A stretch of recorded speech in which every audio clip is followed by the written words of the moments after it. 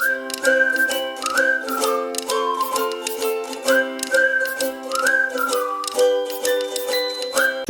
मैं doctor JD आप लोगों को फिर से एक बार जेडी केमिस्ट्री क्लास में स्वागत करता हूं। आज मैं आप लोगों के साथ सॉलिड सॉल्यूशंस को डिस्कस करने जा रहा हूं। हम लोगों ने पिछले डिस्कशन के दौरान solubility of gases in solid liquids को डिस्कस किया था और solubility of solids in liquids को भी डिस्कस कर लिया था, है ना। आज हम लोग स्पेसिफिकली सॉलिड सॉल्यूशंस को डिस्कस करने जा रहे हैं। हम लोगों को एटलीस्ट ये तो पता है कि सॉल्यूशन मेनली 3 टाइप्स का होता है, जो हम लोगों ने ऑलरेडी इस चैप्टर में डिस्कस कर लिया है। वो बेस्ड होता है किसके ऊपर? सॉल्वेंट के ऊपर, है ना। जहां पे सॉल्वेंट सॉलिड होगा उसे हम लोग सॉलिड सॉल्यूशन कहेंगे, जहां पे सॉल्वेंट लिक्विड होगा उसे हम लोग लिक्विड सॉल्यूशन कहेंगे, और जहां पे आपका सॉल्वेंट गैस होगा उसे हम लोग क्या कहेंगे? गैसियस सॉल्यूशन कहेंगे। और according to the variation in solute, whether it may be gas in gas, liquid in gas or solid in gas, they are further classified, है ना। तो बेसिकली सॉल्यूशन 3 टाइप्स का होता है। तो आज हम लोग उसी का ही एक पार्ट सॉलिड सॉल्यूशन, जो कि बेहद इंपॉर्टेंट इस चैप्टर के लिए, क्योंकि सॉलिड सॉल्यूशन से लेकर हम लोगों को डेली लाइफ में बहुत सारा चीज हम लोग मिलते हैं या तो हम लोग उसका यूज करते हैं, ठीक है। तो चलो आज हम लोग समझते हैं सॉलिड सॉल्यूशन एक्चुअली क्या है, ठीक है।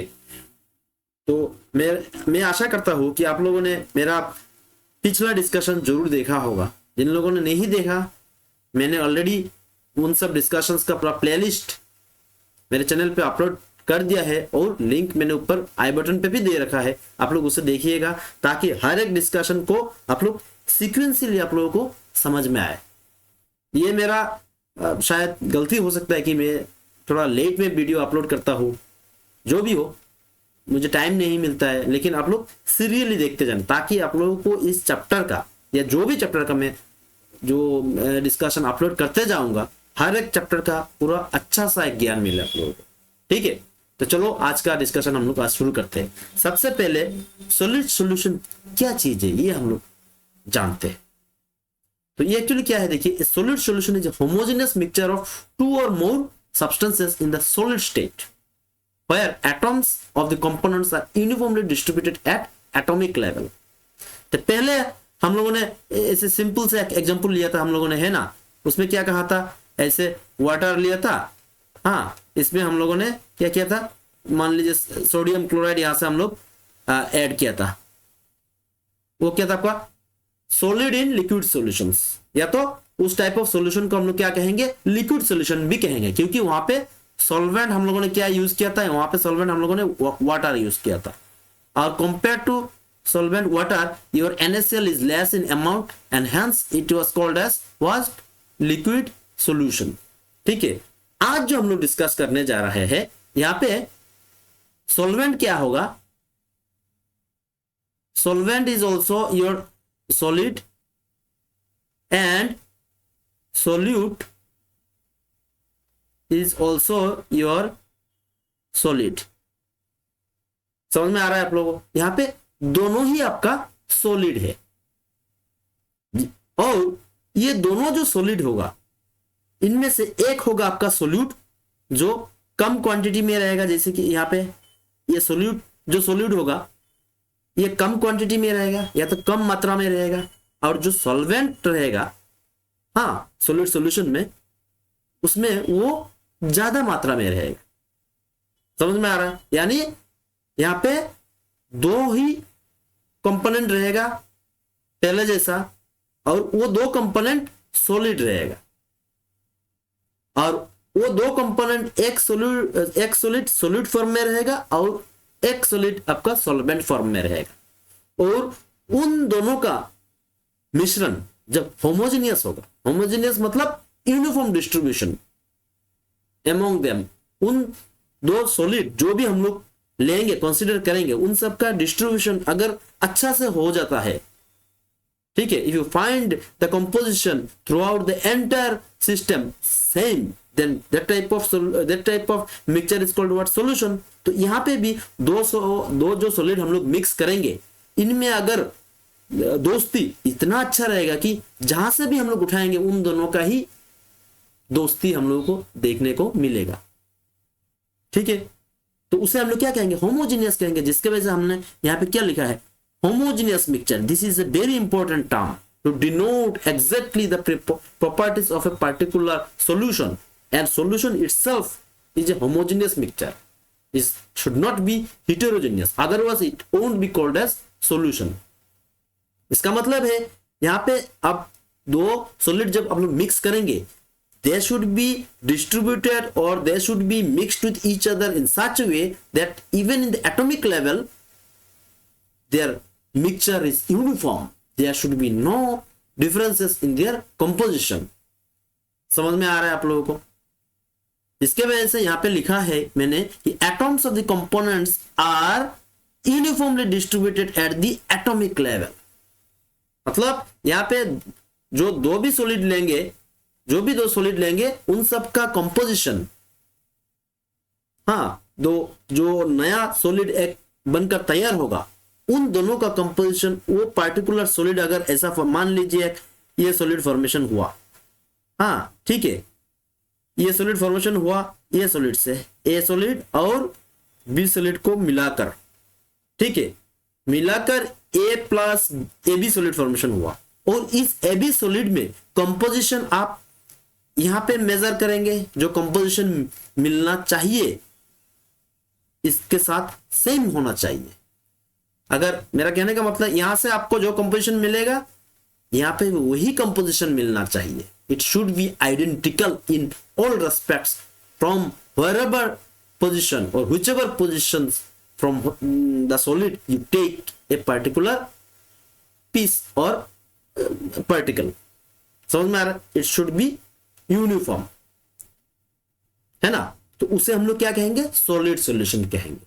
मेरा कहने का मतलब यही है कि सॉलिड सॉल्यूशन में सॉल्यूट और सॉल्वेंट, यहाँ पे जो हम लोग आज डिस्कस कर रहे हैं, दोनों ही सॉलिड है, और वो दोनों सॉलिड का मिश्रण होमोजेनियस होना चाहिए। ठीक है, समझ में आ रहा है?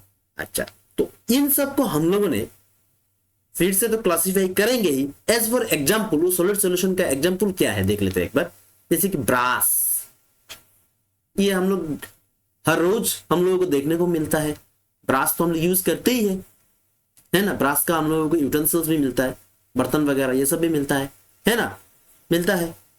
ये क्या है? Brass is an what, you know, you already know क्या है ये है एक एलॉय है। और एलॉय का डेफिनेशन क्या है? It is a homogeneous mixture of two और मोर मेटल्स। हुआ कि नहीं? ये सॉलिड सॉल्यूशन हो गया, है ना? तो ये ब्रास हो गया आपका एक सॉलिड सॉल्यूशन। और एक एग्जांपल देखिए आप, ब्रॉन्ज। ये हम लोग हर रोज का जिंदगी में हम लोग यूज करते ही आ रहे हैं। तो जाने अनजाने में हम लोग क्या यूज कर रहे हैं? सॉलिड सॉल्यूशन यूज कर रहे हैं। लेकिन हम लोगों को असल में क्या पता है कि सॉल्यूशन मतलब सॉलिड इन लिक्विड, ऐसा नहीं है। सॉलिड इन सॉलिड भी सॉल्यूशन हो सकता है, गैस इन सॉलिड सॉल्यूशन हो सकता है, लिक्विड इन लिक्विड सॉल्यूशन हो सकता है। आज हम लोग स्पेसिफिकली सॉलिड इन सॉलिड पढ़ रहे हैं, और ये सॉलिड इन सॉलिड एक्चुअली है क्या? एलॉय है। और ये दो जो एग्जांपल मैंने आप लोगों को यहाँ पे प्रेजेंट किया है, ये एक्चुअली क्या है? एलॉय ही तो है ना। तो ये आप लोग एटलीस्ट सॉलिड सॉल्यूशन का एक ब्रीफ आइडिया आप लोगों को अब तक मिल गया होगा। तो फिर से हम लोगों ने इस सॉलिड सॉल्यूशन को दो टाइप्स में डिवाइड कर दिया है, या तो क्लासिफाई कर दिया है। वो क्या है आपका? सब्स्टिट्यूशनल सॉलिड सॉल्यूशंस, है ना? नाम से कुछ पता चल रहा है, कुछ सब्स्टिट्यूट होने जा रहा है ना? कुछ सब्स्टिट्यूशन होगा। किस चीज का सब्स्टिट्यूशन होगा देख लेंगे आप लोग। और क्या है? Interstitial solid solutions. नाम से कुछ पता चल रहा है, इंटरस्टिशियल। आप लोगों ने प्रीवियस चैप्टर में देखा होगा कि इंटरस्टिशियल स्पेसेस, वो इंटरस्टिशियल स्पेसेस को क्या कहते हैं हम लोग? वॉइड्स कहते हैं। तो यहां पे भी कुछ ऐसा ही कॉन्सेप्ट आने वाला है, और इस सॉलिड सॉल्यूशंस में ऐसे इंटरस्टिशियल स्पेसेस को ही हम लोग ने जिक्र किया है। उसका जिक्र करने का मतलब क्या है अभी हम लोग समझेंगे। तो जो भी हो, कुल मिलाकर सॉलिड सॉल्यूशन दो टाइप्स का होता है। वो क्या है? सब्स्टिट्यूशनल सॉलिड सॉल्यूशंस और इंटरस्टिशियल सॉलिड सॉल्यूशंस। तो अभी हम लोग एक एक करके जानेंगे कि सब्स्टिट्यूशनल और इंटरस्टिशियल सॉलिड सॉल्यूशंस क्या है ना। तो चलो देखते हैं कि सब्स्टिट्यूशनल सॉलिड सॉल्यूशन क्या है। ठीक है, तो substitutional solid solution in which atoms, molecules or ions of one substances take the place of particles of another substances in a crystal lattice। ठीक है, क्योंकि सॉलिड में तो एक लैटिस फॉर्मेशन होगा ही, कुछ ना कुछ तो लैटिस फॉर्मेशन होगा ही ना, और उस लैटिस पॉइंट्स में सॉलिड का कुछ एटम्स या तो मोलिक्यूल्स तो रहेगा, है ना।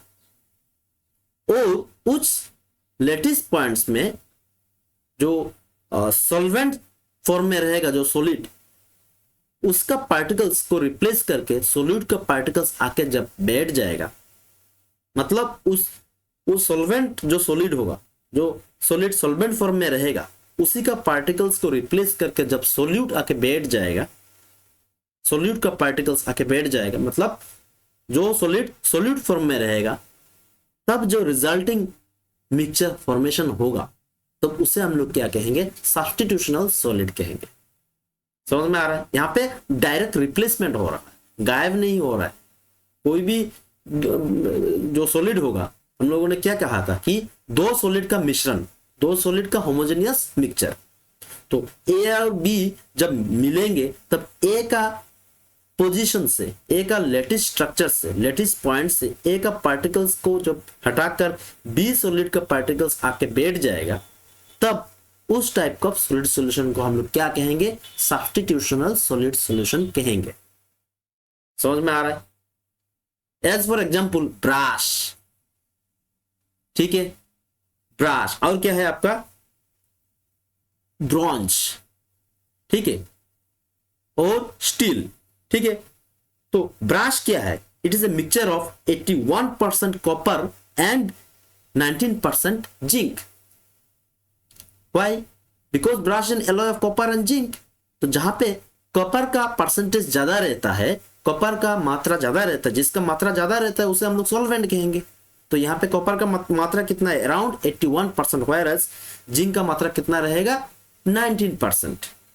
तो जिंक क्या हुआ आपका, सोल्यूट हुआ, और कॉपर क्या हुआ आपका, सॉल्वेंट हुआ। और उस स्थिति में, उस मिश्रण में देखा गया कि कॉपर का पार्टिकल्स जो लेटिस पॉइंट्स में रहना चाहिए, मौजूद रहना चाहिए, सिंपली वहां से हटाकर जिंक को रिप्लेस कर दिया गया, जिंक को बैठा दिया गया। तब जाके रिजल्टेंट जो मिक्सचर प्रोड्यूस हुआ उसे हम लोग क्या कहेंगे, सॉलिड सॉल्यूशन, और स्पेसिफिकली उसी को हम लोग क्या कहेंगे, ब्रश कहेंगे। सिमिलरली ब्रॉन्ज में भी ऐसा ही कुछ हो रहा है, स्टील में भी ऐसा ही कुछ हो रहा है, and all these are the examples of what, substitutional solid solutions. समझ में आ रहा है आप लोगों को? देखिए, जिंक सल्फाइड और cadmium sulphide also forms such solid solution in which cadmium ions randomly replaces zinc ions in the zinc sulphide lattice. मतलब जिंक सल्फाइड जो लेटिस है उसका जो एक लेटिस स्ट्रक्चर होगा, जहां पे जिंक सल्फाइड